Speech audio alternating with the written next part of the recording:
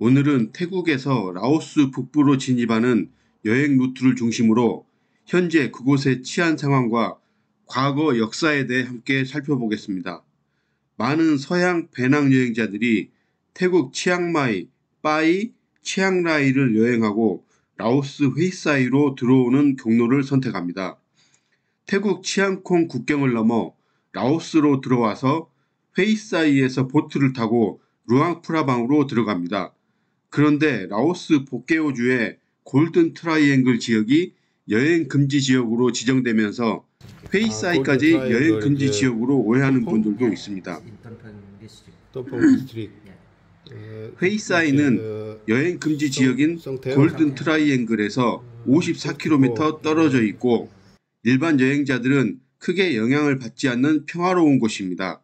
먼저 골든 트라이앵글 경제특구 여행경보 등급 현황을 보시면 2023년 8월 특별여행주의보가 발령되었고 2023년 11월부터 출국 공고가 발령되었는데 이 당시에 일부 여행자들은 라오스 전 지역이 여행 금지된 것으로 오해하기도 했었습니다.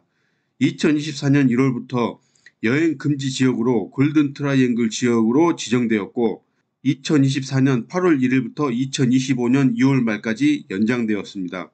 다음 뉴스 내용은 골든 트라이앵글 미얀마 국경지역 내용이지만 라오스 국경지역도 유사한 피해자들이 발생하고 있습니다. 범죄 소굴에 감금됐었던 우리 국민 19명이 무사히 풀려났습니다. 가두고 때리고 전기 고문까지 합니다.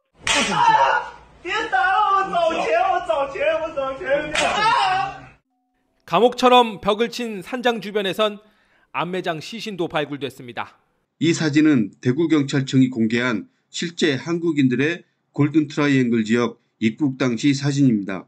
이들은 고수익 보장, 항공권 지원, 해외 취업이라는 광고를 보고 태국으로 찾아온 사람들입니다.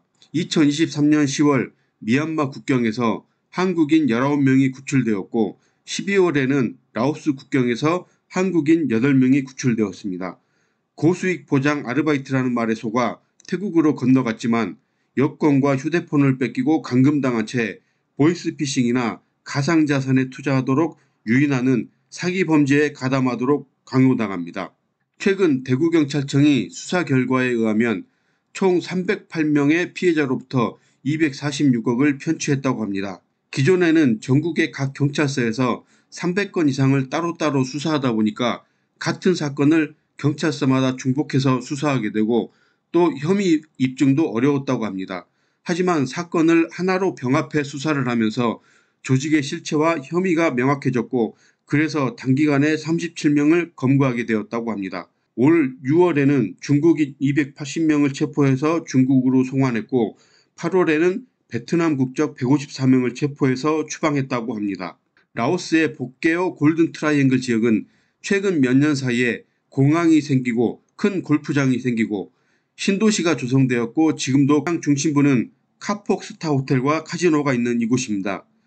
하지만 이 화려한 신도시의 이면에는 라오스 소녀들의 인신매매와 살인, 실종 사건과 라오스 소년들이 학대받는다는 뉴스를 접하게 됩니다. 이 지역은 라오스의 공권력보다는 복개오 경제특구 집행위원회 의장인 자오이라는 중국인이 통치하는 지역입니다. 라오스 진보 언론에서는 결핍의 시대, 라오스 국민의 명예와 존엄성이 부족한 시대라고 표현하고 있습니다. 라오스 군 고위 간부가 표창장을 받으면서 고개를 숙여 인사를 하고 그가 이동할 때는 대통령 이상으로 라오스 군경의 경호를 받고 있습니다.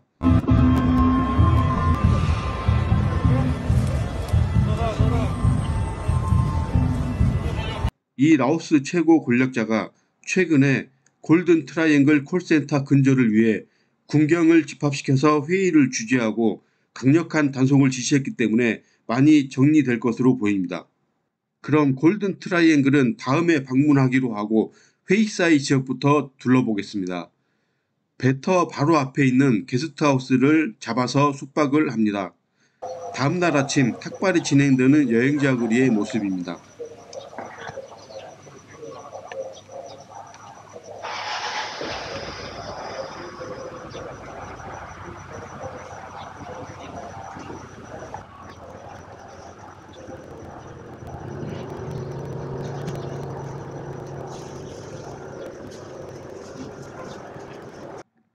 여행자 거리 중심에 회이사이를 대표하는 큰 사원이 하나 있는데요.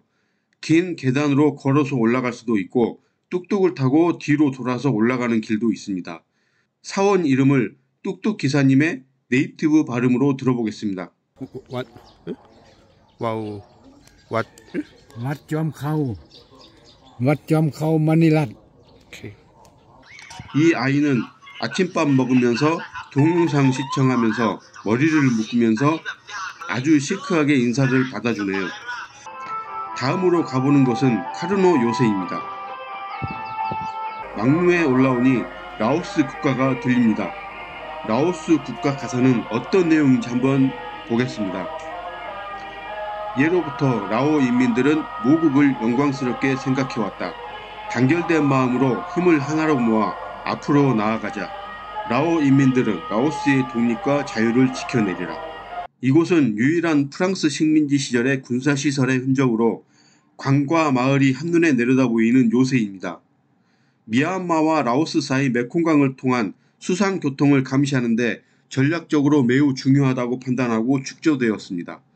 카르노의 정리를 증명한 프랑스의 공학자이자 수학자로 나폴레옹 시절 국방부 장관을 지냈던 라자르 카르노의 이름을 따서 명명되었으며 요새 내에는 감옥 및 병원과 연결되는 지하 통로가 있습니다. 프랑스인 장교 한 명과 라오스 현지인 병사들이 지켰다고 합니다. 제2차 세계대전 중 일본이 라오스를 점령했을 때 라오스 북부의 회이사이 지역은 전략적으로 중요한 위치에 있었습니다. 회이사이는 라오스 북부에서 태국과 국경을 접하고 있는 지역으로 메콩강을 따라 위치해 있어 지리적으로 중요한 곳입니다. 당시 일본은 라오스를 점령하면서 이 지역을 군사적, 물류적 거점으로 삼았습니다. 회이사이는 메콩강을 통해 태국과 미얀마로 연결되는 중요한 교통로였기 때문에 일본군은 이 지역을 통제하여 병참과 군사작전을 효과적으로 수행할 수 있었습니다. 회이사이 지역은 오늘날에도 여전히 전략적인 위치를 차지하고 있으며 태국과 라오스를 잇는 중요한 무역 및 관광 경로로 활용되고 있습니다. 메콩강을 가로지르는 페리와 다리를 통해 사람들과 물자가 왕래하며 이 지역은 라오스와 태국 간의 교류가 활발한 곳으로 발전했습니다. 일본의 점령 당시 회이사이 지역은 큰 전투나 충돌보다는 물자 수송과 군사 기지로서의 역할이었으며 일본의 점령이 끝난 후 라오스는 다시 프랑스의 통제하에 들어갔습니다. 몇 년 전 프랑스 정부에서는 풀이 우거져 폐허로 변해가던 이곳을 복원하고 관리하라고 수억 원을 보내줬습니다. 그런데 계속 방치하고 있다가 작년에 이렇게 정비를 하고 예쁜 카페도 새롭게 생겼습니다. 그리고 이 출입국 관리사무소가 새로 지어졌는데요. 여기에 멋진 여자 경찰이 마치 과거 카르노 요새의 국경을 지키던 그 프랑스 병사처럼 태국 쪽 메콩강을 바라보고 서 있습니다. 라오스 여행을 태국을 경유해서 오게 된다면 2차 세계대전 당시 일본이 태국 라오스를 점령 후 미얀마를 점령하면서 놓았던 카차나부리에 있는 콰이강의 다리와 빠이에 있는 제2의 콰이강의 다리인 기억의 다리를 볼 수 있습니다. 콰이강의 다리 영화를 잠깐 보고 가겠습니다.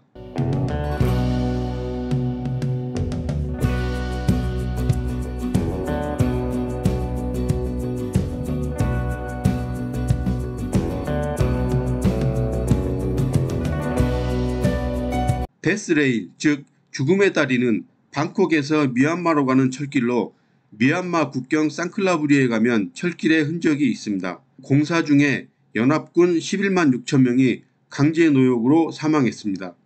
콰이강의 다리 역에서 남동역까지 기차를 타고 가볼 수도 있습니다. 체스 전쟁 박물관에 가면 당시 일본군이 연합군 진영에 뿌린 삐라가 있는데요. 항복하면 살려준다는 티켓을 볼 수 있습니다. 치앙마이 여행과 함께 빼놓을 수 없는 곳이 바로 빠이인데요. 이곳에는 제2의 콰이강의 다리인 탑바이 메모리얼 브릿지, 즉 기억의 다리가 있습니다. 이것도 일본이 미얀마 점령을 위해 수많은 연합군 포로들을 동원하여 강제 노역으로 건설한 다리입니다. 한국의 위안부들이 이 버마 전선으로도 많이 끌려갔다고 합니다.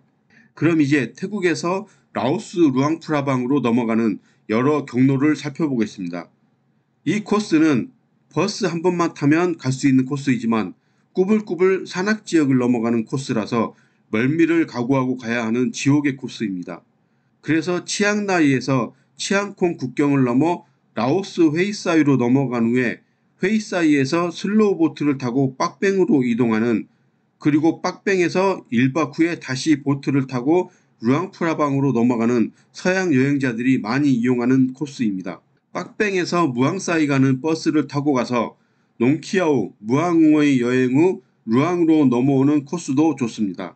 이 구간은 산이 아닌 평야를 가로질러 가기 때문에 경로는 좋은데 중간에 바나나 농장들이 많아서 그 농장을 오가는 대형 덤프트럭들로 인해 도로에 포토홀이 많습니다. 빡뱅에서 사냐부리를 여행 후 루앙프라방으로 가는 코스도 있지만 사냐부리는 특별히 여행지가 없어서 볼만한 것은 없습니다. 다음은 빡뱅에서 무앙응원으로 이동 후 무앙응원에서 루앙프라방으로 가는 코스인데요.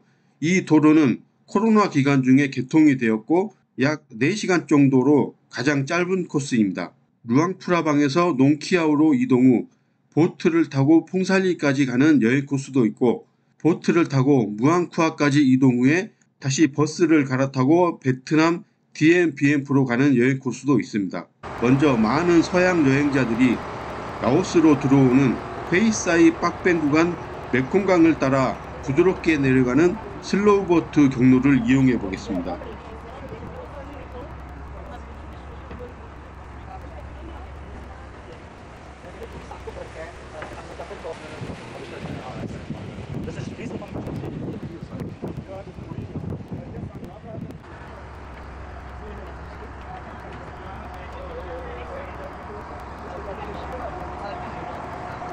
슬로우보트 매점 어머님이 점심 식사 중이십니다.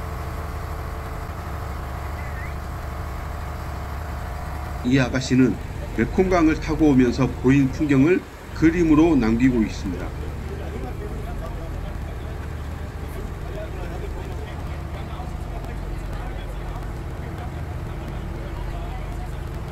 Where are you from? 이 여학생들은 방학 숙제를 하고 있습니다. 이렇게 보트는 빡뱅 마을에 도착합니다. 빡뱅 마을 배터에는 자기들 숙소로 픽하려는 숙소 주인들이 호객을 하는데 이 귀엽게 생긴 자매들이 지금은 모두 시집가서 애 낳고 그 게스트하우스를 운영하면서 살고 있습니다. 빡뱅 마을에는 확 트인 메콩강을 보면서 맥주 한잔 마시기에 좋은 곳이고요. 빡뱅 초등학교 뒷산에 올라가면 마을과 메콩강이 한눈에 내려다 보입니다. 밤에는 맥주 한잔 마실 수 있는 분위기 좋은 호프집들도 있습니다. 빡뱅은 멋진 생추어리 호텔과 르 그랜드 빡뱅 호텔이 있는데요.